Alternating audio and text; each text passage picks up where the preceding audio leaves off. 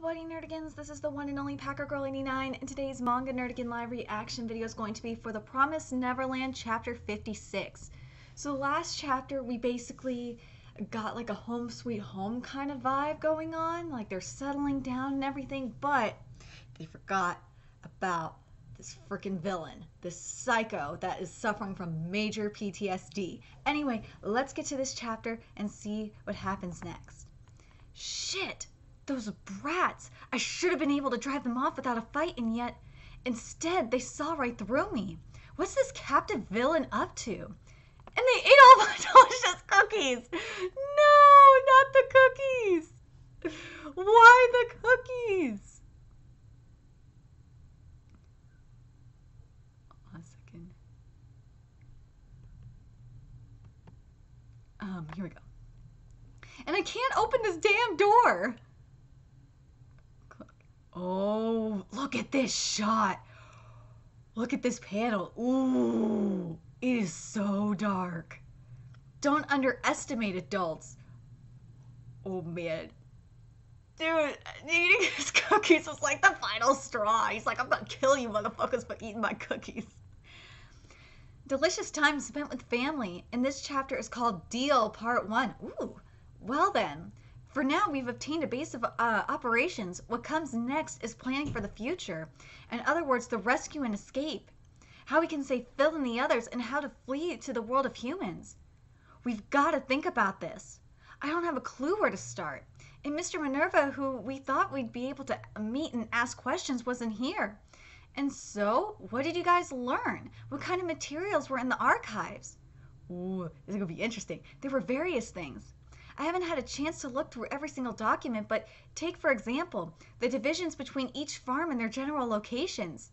These contain information about where each farm is what it's like, as well as the respective marks that each farm uses. Marks? Ah, that's really cool. So, like, they'll be able to find out which farms need like the most help because of the because of the big agra kind of shit that that the demons are doing. So that's pretty cool. That's right. Yesterday that guy revealed the mark he has in that location, right? Gracefields use numbers on the neck, and Glorybell uses letters on the stomach. That's so cool that each one has their own label. So that way, if they escape, they know and they get caught, they know where the product goes. That's so cool. That's not just cool, that's pretty damn smart. Demons are freaking smart, man. The typeface, the sequence of characters, and the location of the mark are used for administrative purposes and differ for each farm. Again, this is pretty organized. I don't know if it was the demons that came up with, or if it was Grandma that came up with this system, but damn, it's pretty smart. In other words, they want to be able to tell us apart just by looking at us. By the way, it seems as, yeah, well, duh. And by the way, it seems as though it's only kids from the 4 premium quality farms that can be identified individually by their numbers. Wow, so like the big agra, because they are like in a factory and they don't move and shit, they don't get numbered. That's really interesting. And it makes sense too. Like, why would you want to put a marking on a product that has no fucking chance of escaping, whereas the premium quality humans are basically like free range. So I totally understand why the demons do this. This is pretty genius, I have to say. The mass production farms use brands. It seems that, ooh, so the mass production farms use brands. Okay. It seems that each farm chooses a crest and a location where they will be stamped.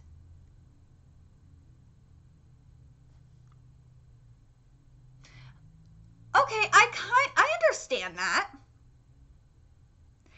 So that's how you tell, because I was thinking to myself, like, what if the mass production product escapes? Like, how would they be able to tell the difference? Well, I thought it was just going to be tattoo or no tattoo. But no, it's tattoo or brand. I like that.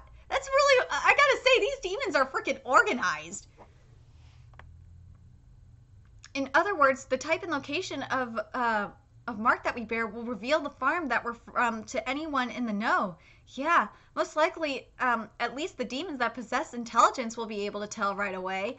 Exactly. But was it the demons who possessed intelligence that created this system? Or was it one of the humans? That's the real question I have. Other documents contained information on the promise, the world of humans, and the location of demon settlements, though it's all in quite rough terms. There's a handwritten field guide to the plant life of the demon world, as well as some normal books, things like novels and picture books. And we also found books that seem to contain information related to demons, but every single one of them is old. All the books here in BO 6-32 were published before the year 2015, just like the ones in the house. Though we can't be sure about the ages of documents that aren't books, any books that touch upon the subjects of the promise or demons are on the level of ancient texts. Wow! And you have to wonder if it's because the reason why William Minerva didn't do this, didn't update it, is because the promise hasn't changed. I think that's why, is the promise hasn't changed, so there's no reason to update it. But, or the other thing is that he didn't update it because he wants the humans to know what the original promise was. So if the promise was changed, they know what the original promise was. So that's another, that could be another reason. All published before the year 2015. What does it mean? Perhaps it hasn't only been 13 years without an appearance from Mr. Minerva, but 30? But we receive packages at the house all the time. And what about those people from the outside that Sister Crone saw? Huh? It's in tatters. Actually, that makes it kind of amazing. What century is this book from? But before I continue, Gilda makes an interesting point. Is that it could have been the books haven't been updated because Minerva hasn't been there in 30 years, but they're still receiving packages to the house. So how are they getting these packages? Do you think that there's like an inside? There might be a mole. There has to be a mole. If it's not William Minerva that's doing this, there has to be a mole in the farms. And I'm talking about like a free human, because remember, there's humans that the demons, that are free and do other shit for the demons. So I'm wondering if there's a possible mole in the farms amongst the free humans. That would be really fascinating. Like, what if that's where William Minerva is? He is a freaking mole. I don't know what you guys think, but that's an interesting question. Where is William Minerva? Is he in the human side of the world? Is he like hidden in is he like a mole in the farms? Like, that's an interesting question. I really hope we get an answer to this. If there's like a double agent in the farms amongst the free humans, that would be so freaking cool. I'm hoping that's the case. It's because, again, that's what Gilda's thinking. What about those people from outside that Sister Crone saw, aka the free humans? Okay, let's see. Hey, so I don't really get it, but basically we've only managed to obtain really old information, right? No, wait, there's more than that. You got it, Don. When we met him yesterday, that guy already knew when we escaped and how many of us there were. There must also be other ways of knowing what things are like on the outside in real time. And it's probably those monitors. Ooh. I wonder what the monitors show. Like, that's what because if there's cameras inside the farms and shit, oh man, that would be so freaking cool. But let's see. We're not sure to what degree, but there's a way to track what's going on at the farms and other places while in the shelter. If that's true, then we may also be able to use it to rescue Phil and the others. That's awesome! That's really convincing me that there's a double agent amongst the free humans. There has to be. This would not make sense otherwise, because otherwise, how would they get like cameras and shit in the farms? Oh my god, like, this is getting really interesting. I really want to know what you guys think. Do you guys, I'm starting to really believe that there's a double agent. There has to be. Otherwise, this would not make any sense. Was there any information about passing between the worlds? As for that, nothing so far. In the end, I think we've still got to search for Mr. Minerva first. Was there anything about Mr. Minerva? Yep, we found this. A letter? Yeah, it was tucked inside this ancient book. Ooh, here we go. You've arrived. Congratulations. My apologies for not being able to congratulate you in person. This shelter is for you all. Ooh, however, as for the future, if your goal is a future where you can live in peace, then take the pen and go to this location. 808-63, signed W. Minerva. Oh my god, there's the letter. So I might be wrong about William Minerva being, the double agent is not William Minerva. There's no way it can't be at this point. I got a feeling the double agent or the mole is basically working for William Minerva. That's the only other thing I can think of, but we'll see. The handwriting's the same as in the messages from the pen. This future where we can live in peace that he mentioned, is it the world of humans? Probably. Will Mr. Minerva be at A08-63? We don't know. It's not even certain how many years ago this letter was written. But maybe if we get everyone to look through the documents in the archives, we'll be able to. I think that Emma and I should try to get to A08-63. Eh? Then what about us? We want you to stay here and look after the kids. Not only that, we have a favor to ask. But in any case, we shouldn't take everyone along for this. You understand, right? You mean the poachers? Yes, the poachers are mentioned! I've been waiting to hear more about the poachers. But I totally understand why it's got to be Ray and Emma. It has to be.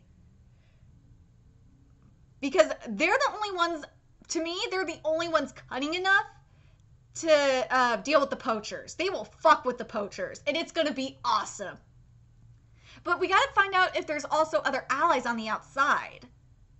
But we'll see. Yeah, the shelter is safe. There isn't a single trace of this place having been discovered by demons, and that guy has managed to live here for 13 years. But all of his companions were wiped out. Them, poachers. As long as we're discounting things like internal strife, that this was probably caused outside. That guy himself told us that he searched for Minerva. I've long since given up on trying to find him. That's how dangerous this journey is. In order for everyone to survive this time, we shouldn't take everyone along. But then, even so, for you and Emma to go by yourself, well, both of them have minds like steel traps, and they can move better than anyone, but still. See? Don gets it. Don gets it. He understands. He's thinking the same thing that I'm thinking is. Basically, they are cunning enough, they are fast enough, and they are not going to be fooled by these fucking poachers. They know what they're doing. Of course, it's still dangerous for the two of us, and we don't intend to die. I love the look on the kids' faces. They're like, huh? I mean it. It's not like it's just going to be the two of us. We're just a bunch of amateurs, so we'll borrow the strength of our experienced senior. Oh, wow! They're going to take him with them? Oh my god, yes! I was thinking to myself, what is going to happen with the senior? What is going to happen with him? Is he going to, because I don't trust him staying, but oh my god, it's going to be awesome. This is going to be like one of the most bizarre journeys ever. You're kidding, right? Wah! Hey there. We'll borrow the strength of our experienced senior. We'll ask him to guide us. The three of us will go to A08-63 together to look for Minerva. Are they serious? Can they really do this? This start of an all-or-nothing deal. We've been waiting for you. Good morning. Let's make a deal. Oh, man. Okay. So, what I'm guessing here, because he has the knife behind him. If this deal goes well, this is what he means by all or nothing. If this deal works, or if this gamble works and, you know, the deal is made, then he's not going to stab them. But if the deal goes bad, and they fuck up this gamble, then he's going to kill them all. Like, I could just fucking see it. But Oh my god, if he is a poacher, I don't think he's a poacher, but if he is a poacher, oh my freaking god. But I'm really curious what you guys thought about this chapter. What do you think about Minerva's message? What do you guys think about the idea of Emma and Ray going with this guy to go find Minerva? And what do you think about the possibility that there is a double agent amongst the free humans? That's the only explanation I could think of to do for this to work. And also, what do you think about the different ways of identification? I think it's pretty genius. If it's one of the free humans that came up with it, damn, he's a fucking genius, and I understand why he's a free human. But if it was a demon, damn, that demon is pretty goddamn smart to keep them organized like this.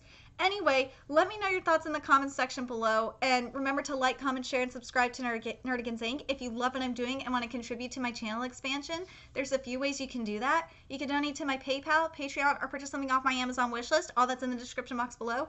Also, make sure you follow me on Twitter, follow my Twitch channel, friend me on PlayStation Network. All that's in the description box below as well. Until next time, Nerdigans, I'll be seeing you later.